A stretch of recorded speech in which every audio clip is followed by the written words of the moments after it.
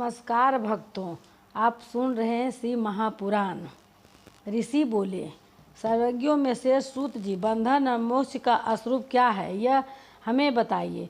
सूत जी ने कहा, ऋषियों, मैं बंधन और मोक्ष का स्वरूप तथा मोक्ष के उपाय का वर्णन करूँगा। तुम लोग आदर पूर्वक सुनो। जो प्रकृति आदि 8 बंधनों से बंधा हुआ है वह जीव बद्ध कहलाता है, और जो उन 8 बंधनों से छूट हुआ है उसे मुक्त कहते हैं।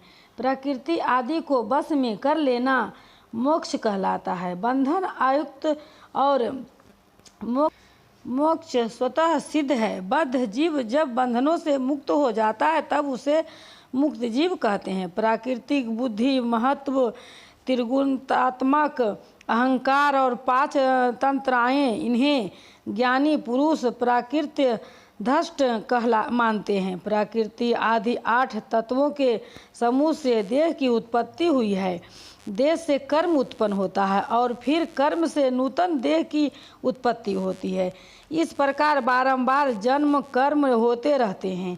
शरीर को स्थूल, सूक्ष्म और कारण के भेद से 3 प्रकार का जानना चाहिए। स्थूल शरीर जागृत अवस्था में व्यापार करने वाला, सूक्ष्म शरीर जागृत और स्वप्न अवस्थाओं में इंद्रिय भोग प्रदान करने वाला, तथा कर्पा शरीर सुषुप्ति अवस्था में आत्मनंदन को अनुभूति कराने वाला कहा गया है।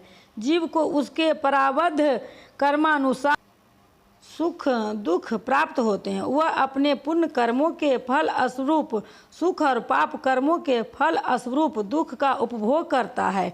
अतः कर्म पाश से बंधा हुआ जीव अपने त्रिविध शरीर से होने वाला शुभाशुभ कर्मों द्वारा सदाशिव चक्र की भांति बारंबार घुमाया जाता है। इसी प्रकार चक्रवर्त भ्रमण की निवृत्ति के लिए चक्रकर्ता का स्वतवन एवं आराधना करना चाहिए। प्रकृति आदि जो 8 पाश बतलाए गए हैं उनका समुदाय ही महाचक्र है, और जो प्रकृति से परे हैं वे परमात्मा शिव हैं। भगवान महेश्वर ही प्रकृति आदि महाचक्र के कर्ता हैं, क्योंकि वे प्रकृति से परे हैं। जैसे वैकायन नामक वृक्ष का बाला जल को पीता और उगलता है, उसी प्रकार शिव प्रकृति आदि को अपने बस में करके उस पर शासन करते हैं। उन्होंने सबको बस में कर लिया है, इसलिए वे शिव कहे गए हैं। शिव ही सर्वज्ञ, परिपूर्ण तथा निसमूह हैं। सर्वज्ञता, तृप्त, अनादि बोध, स्वतंत्रता, नित्य अलुप्त, शक्ति से संयुक्त होना और अपने शरीर अपने भीतर अत्यंत शक्तियों को धारण करना, महेश्वर के इन 6 प्रकार के मानसिक ऐश्वर्यों को केवल वेद जानता है। अतः भगवान शिव के अनुग्रह से ही प्राकृतिक आदि 8 तत्व बस में होता है। भगवान शिव का कृपा प्रसाद प्राप्त करने के लिए उन्हीं का पूजन करना चाहिए। यदि कहे शिव तो परिपूर्ण है, निसमा है, उनकी पूजा कैसे हो सकती है, तो इसका उत्तर यह है कि भगवान शिव के उद्देश्य से उनकी प्रसन्नता के लिए किया हुआ सत्कर्म उसके कृपा प्रसाद को प्राप्त कराने वाला होता है। शिवलिंग में शिव की प्रतिमा में तथा शिव भक्तों में शिव की भावना करके उनकी प्रसन्नता के लिए पूजा करनी चाहिए। वह पूजा शरीर से, मन से, वाणी से और धन से भी किया जा सकता है। उस पूजा से परमेश्वर शिव जो प्रकृति से परे हैं पूजन करने पर विशेष कृपा करते हैं, और उनका यह कृपा प्रसाद सत्य होता है। शिव को कृपा से कर्म आदि सभी बंधन अपने बस में हो जाते हैं। कर्म से लेकर प्रकृति प्रयत्न सब कुछ सब बस में हो जाता है, तब वह जीव मुक्त कहलाता है और स्वात्मा राम रूप से विराजमान होता है। परमेश्वर शिव की कृपा से जब कर्म जनित शरीर अपने बस में हो जाता है तब भगवान शिव के लोक में निवास का सौभाग्य प्राप्त होता है। इसी को स्वलोक मुक्ति कहते हैं। जब तंत्राएं बस में हो जाती है तब जीव जगदम्बा सहित शिव का समीपीय प्राप्त कर लेता है। यह समीपीय मुक्त है। उसके आयुध आदि और क्रिया आदि सब कुछ भगवान शिव के समान हो जाते हैं। भगवान का परम प्रसाद प्राप्त होने पर बुद्धि भी बस में हो जाती है। बुद्धि प्रकृति का कार्य है, उसका बस में होना षष्ठी मुक्ति कहा गया है। पुण्य भगवान का महान अनुग्रह प्राप्त होने पर प्रकृति बस में हो जाएगी। उसी समय भगवान शिव का मानसिक ऐश्वर्य बिना यत्न के ही प्राप्त हो जाएगा। सर्वज्ञता और तृप्ति आदि जो शिव के ऐश्वर्य है, उन्हें पाकर मुक्त पुरुष अपने आत्मा में ही विराजमान होता है। वेद और शास्त्र में विश्वास रखने वाले विद्वान पुरुष इसी को संयुक्त मुक्ति कहते हैं। इस प्रकार लिंग आदि में शिव की पूजा करने से क्रमशः मुक्ति स्वतः प्राप्त हो जाती है। इसलिए शिव का कृपा प्रसाद प्राप्त करने के लिए सत्य संबंधी क्रिया आदि के द्वारा उन्हीं का पूजन करना चाहिए। शिव क्रिया, शिव तत्व, शिव मंत्र जप, शिव ज्ञान और शिव ध्यान के लिए सदा उत्तरोत्तर अभ्यास बढ़ाना चाहिए। प्रतिदिन प्रातः काल से रात सोते समय तक और जन्म काल से लेकर मृत्यु पर्यंत सारा समय भगवान शिव के चिंतन में ही बिताना चाहिए। संयोग जाति मंत्रों तथा नाना प्रकार के पुष्पों से जो शिव की पूजा करता है वह शिव को ही प्राप्त होगा। ऋषि बोले, उत्तम व्रत का पालन करने वाले सूत जी, लिंग आदि में शिव जी की पूजा का क्या विधान है, यह हमें बताइए। सूत जी ने कहा, दीजियो, मैं लिंगों के कर्मश का यथावर्थ वर्णन कर रहा हूँ, तुम सब लोग सुनो।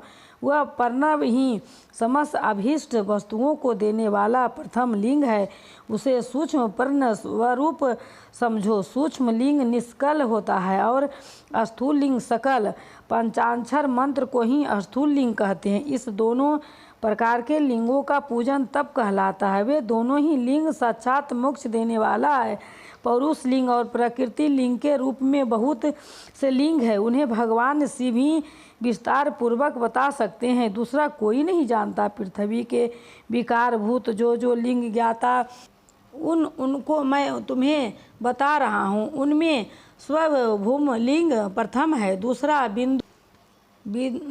बिंदु लिंग, तीसरा प्रतिष्ठित लिंग, चौथा चर लिंग और पांचवा गुरु लिंग है। देवर्षियों की तपस्या से संतुष्ट हो उनके समीप प्रकट होने के लिए पृथ्वी के अंतर्गत बीज रूप में या व्याप्त हुए भगवान शिव वृक्षों के अंकुर की भांति भूमि को वेद कर नंद लिंग के रूप में व्यक्त हो जाते हैं। वे स्वतः व्यक्ति हुए शिव ही स्वयं प्रकट होने के कारण शंभु नाम धारण करते हैं। ज्ञानी जन उन्हें स्वयंभू लिंग के रूप में जानते हैं। उस स्वयंभू लिंग की पूजा से उपासक का ज्ञान स्वयं ही बढ़ने लगता है। सोने चांदी आदि के पत्र पर, भूमि पर अथवा वेदी पर अपने हाथ से लिखित जो शुद्ध प्रणव मंत्र रूप लिंग है, उनमें तथा मंत्र लिंग का आलेखन करके उसमें भगवान शिव की प्रतिष्ठा और आवाहन करे। ऐसा बिंदु नादमय लिंग अष्टांबरम और जंगम दोनों ही प्रकाश का होता है। इसमें शिव का दर्शन भगवानमय ही है, ऐसा निसंदेह कहा जाता है। जिसको जहाँ भगवान शंकर के प्रकट होने का विश्वास हो, उसके लिए वही प्रकट होकर वे अभीष्ट फल प्रदान करते हैं। अपने हाथों से लिखे हुए यंत्र में अथवा आकृतिम अष्टांबरम आदि में भगवान शिव का आवाहन करके 16 उपचारों से उनकी पूजा करें। ऐसा करने से साधक स्वयं ही ईश्वर को प्राप्त कर लेता है और इस साधन के अभ्यास से उसको ज्ञान भी होता है। देवताओं और ऋषियों ने आत्मसिद्धि के लिए अपने हाथ से वैदिक मंत्रों के उच्चारण पूर्वक शुद्ध मंडप में शुद्ध भगवान द्वारा जिस उत्तम शिवलिंग की स्थापना की है, उसे पौरुष लिंग कहते हैं तथा वही प्रतिष्ठित लिंग कहलाता है। उस लिंग की पूजा करने से सदा पौरुष ऐश्वर्य प्राप्त होती है। महान ब्राह्मण और महाधनी राजा किसी कारीगर से शिवलिंग का निर्माण कराकर जो मंत्र पूर्वक उसकी स्थापना करते हैं, उनके द्वारा स्थापित हुआ शिवलिंग भी प्रतिष्ठित लिंग कहलाता है, किंतु वह प्राकृतिक लिंग है, इसलिए प्राकृतिक ऐश्वर्य भोग को ही देने वाला होता है। जो शक्तिशाली और नित्य होता है उसे पौरुष कहते हैं तथा जो दुर्बल और अनित्य होता है वह प्राकृतिक कहलाता है।